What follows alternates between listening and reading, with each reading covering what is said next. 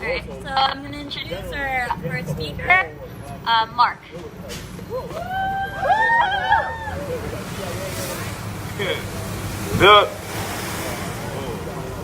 The federal government and CIA have often played a huge part in demoralizing and villainizing the dissenting parties, specifically the political parties of this country.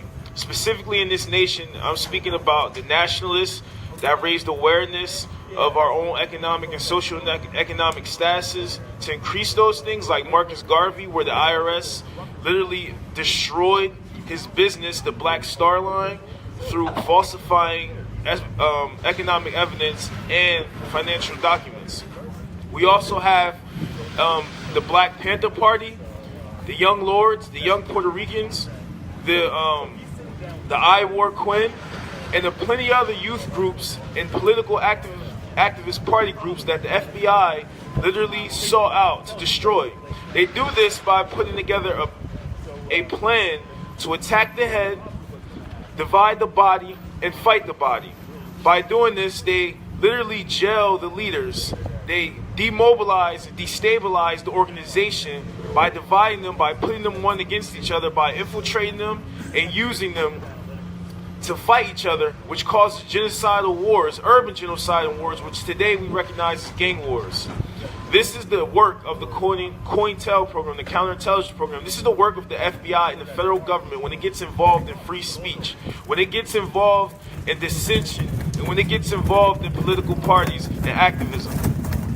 You also have a long history of the U.S. government creating fusion centers. A fusion center is when the Homeland Security and or the FBI sets up they fund and grant a public or private institution and incorporate the private and public sector into gathering intelligence to stabilize and silence political party movements. This was most well known in Arizona and the Fusion Center for the Occupy Phoenix movement.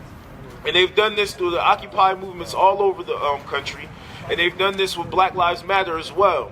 They've also have a history of going into third world and war-ridden countries such as Haiti, Nicaragua, Guatemala, and Honduras, and using the government to establish a power structure, and it usually puts the left as antagonists and forces them to be the villains of their own society, in which they only fight for a better place. And this is what happens when the federal government gets involved in the dissenting arguments, especially against the power structure that be.